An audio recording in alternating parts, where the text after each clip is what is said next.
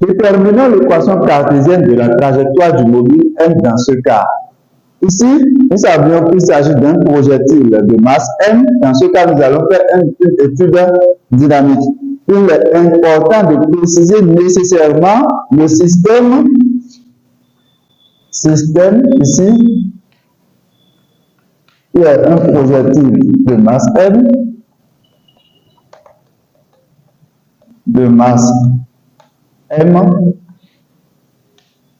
Le référentiel très important à préciser. Dans notre cas ici, le référentiel est terrestre, supposé galiléen.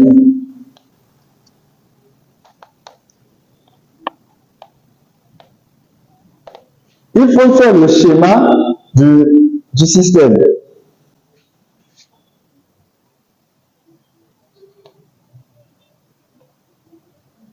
Ici, j'ai l'axe des ordonnées. Ici, l'axe des abscisses. L'origine du repère. Le vecteur unitaire I. Le vecteur unitaire J. Je rappelle que la vitesse, dans ce cas, est tangente à la trajectoire. Donc, on va tracer la vitesse à l'état initial, qui est tangente à la trajectoire. Je mets ici V0.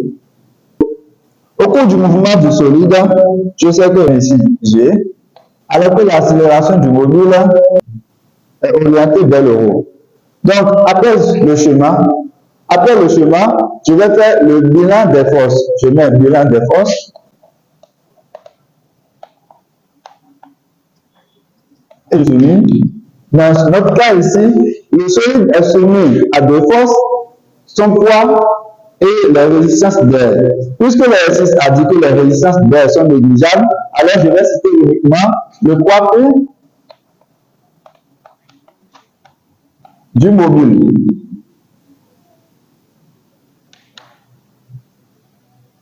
Après ça, il est très important que j'applique maintenant le théorème du centre d'inertie. Donc, je vais dire d'après le théorème du centre d'inertie, le théorème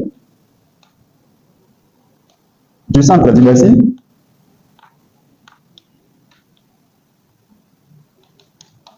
Qu'est-ce que le théorème du centre d'inertie dit? Ce théorème dit, je profite pour rappeler le théorème du centre d'inertie qui dit que dans un référentiel galiléen, la somme de toutes les forces appliquées à un mobile est égale au produit de sa masse par le vecteur accélération de son centre d'inertie. Ainsi, ici, nous avons la somme des forces. Ici, nous avons le poids P. Donc, ça fait P qui est égal au vecteur qui est égal à M fois le vecteur A. Or, par définition, depuis la classe de quatrième, nous savions déjà que le poids P est donné par la formule M fois G. Donc, ce qui est aussi égal à M fois A.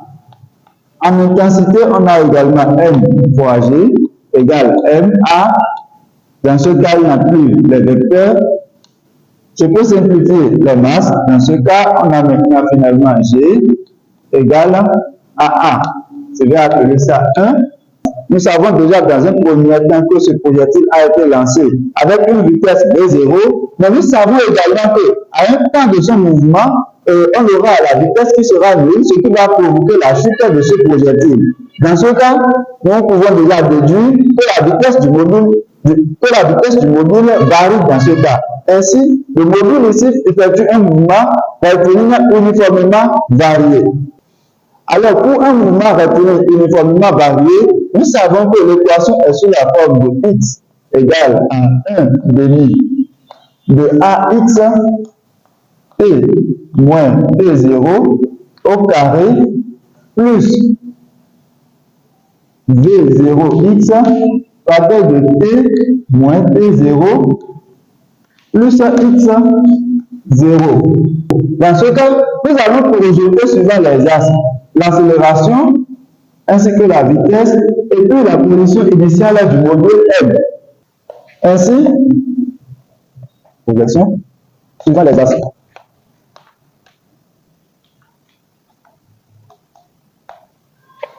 OM à l'état initial. OM0, j'ai X0, Y0. Ici, le X0 est confondu avec l'origine du repère de la même manière que le Y0. Ainsi, X0 ici est égal à 0 et Y0 égal à 0. Après ça, je vais projeter également la vitesse V0. On aura ici V0X, V0Y. Comment déterminer la vitesse V0? Ici, vous avez la vitesse V0. Et suivant X, je vais projeter vers le bas. Et je vois ici V0X. Je vais considérer le petit triangle qui est ici. Si je mets OV0 et A ici, OV0, VX, j'ai un angle qui est ici, l'angle alpha. Lorsque je considère le triangle, le petit triangle qui est formé ici, O, V0 et V0 suivant X, j'ai un angle alpha qui est formé ici. Et je constate aussi que V0 suivant X représente le côté adjacent du petit triangle que j'ai considéré. Ainsi, je peux déjà calculer d'abord sur mon brouillon cosinus de l'angle alpha qui sera égal à côté adjacent et le côté adjacent ici est le côté adjacent ici est V0x. Ainsi, je t'appelle V0x. Sur l'hypoténuse ici c'est la vitesse V0. Donc ça fait V0. De même, lorsque je considère, je vais d'abord projeter la vitesse V0 suivant l'axe des Y, j'obtiens V0Y qui ne prend pas de vecteur. En observant bien ici, je vois que l'angle alpha qui est ici et l'angle alpha qui se répète ici sont des angles alternes internes. Ce qui vous a dit que la mesure de l'angle alpha qui est ici est la même chose qui se répète ici. Donc, en considérant l'angle, le triangle V0, V0Y et O, je peux déjà constater que V0Y fait partie du côté opposé de ce triangle considéré. Ainsi, je vais calculer sinus de l'angle alpha qui est égal à V0Y sur l'hypoténuse qui est égal à V0. Lorsque je prends ces deux, je peux tirer facilement V0X et V0Y. Ainsi, j'ai V0X qui est égal à V0 cosinus alpha et V0Y qui est égal à V0 sinus alpha. Connaissant déjà cela, chers amis, nous allons aussi projeter également l'accélération. Nous avons l'accélération suivant X et l'accélération suivant Y. L'accélération suivant X est égale à 0. Et l'accélération suivant Y, nous voyons que le solide est accéléré suivant l'axe des Y. Ainsi, l'accélération suivant Y est égale à moins G. Après cela, maintenant, je peux maintenant projeter facilement la vitesse V.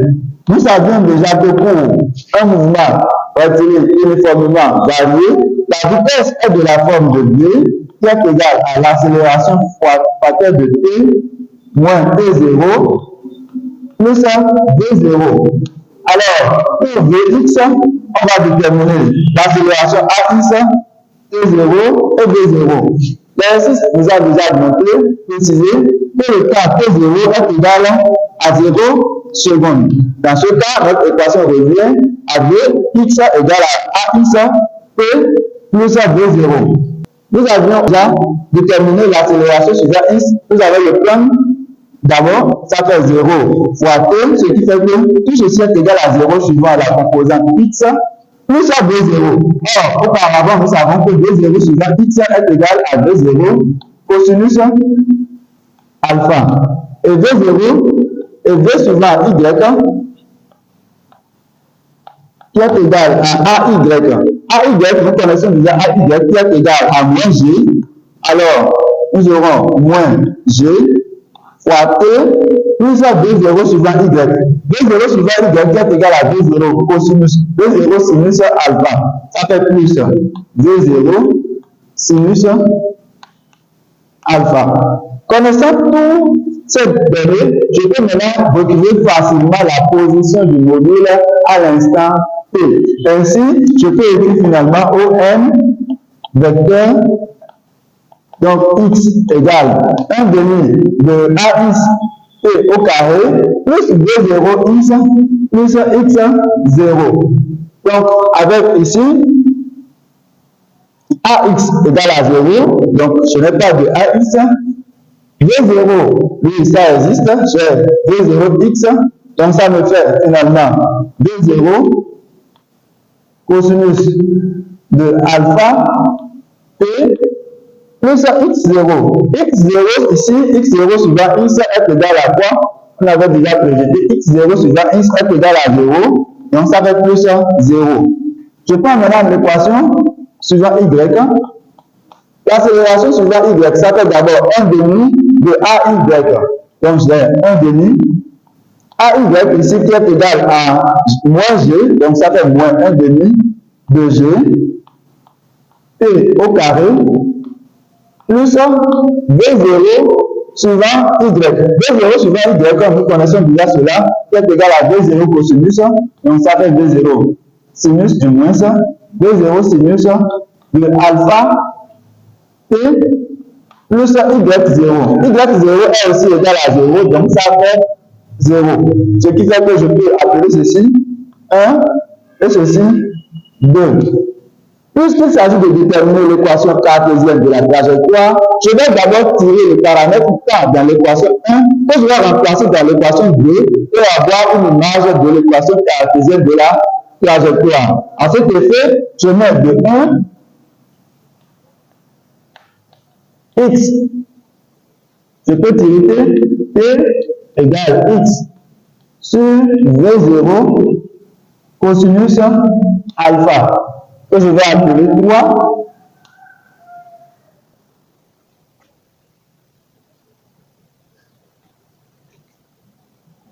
Alors, 3 dans 2 donne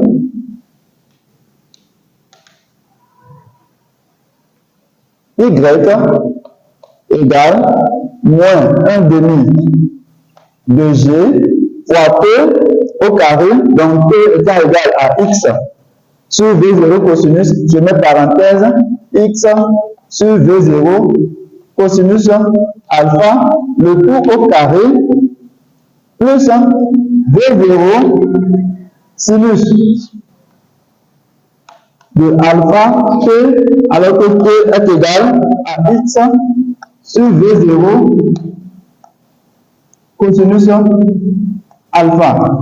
Ainsi, je peux facilement simplifier ici V0 et V0 parce qu'ils sont l'un est en haut et l'autre est au dénominateur et il s'agit d'une multiplication. Donc, mon équation revient finalement à X égale à Y du moins égale à moins 1 demi de G facteur de 1 sur V0 cosinus de alpha, le tout fois au carré, x au carré, plus sinus alpha sur cosinus alpha, le tout fois x. Or, nous savions déjà que sinus de alpha sur cosinus alpha est égal à tangente de alpha. Ainsi, nous aurons y égale à moins g sur v0 au carré, cosinus carré de alpha, x au carré, plus tangente, plus x tangente de alpha. Ainsi, nous avons finalement, nous retrouvons finalement l'équation cartésienne de la trajectoire. Je vais maintenant l'encadrer, puisque c'est ce qu'on nous a demandé.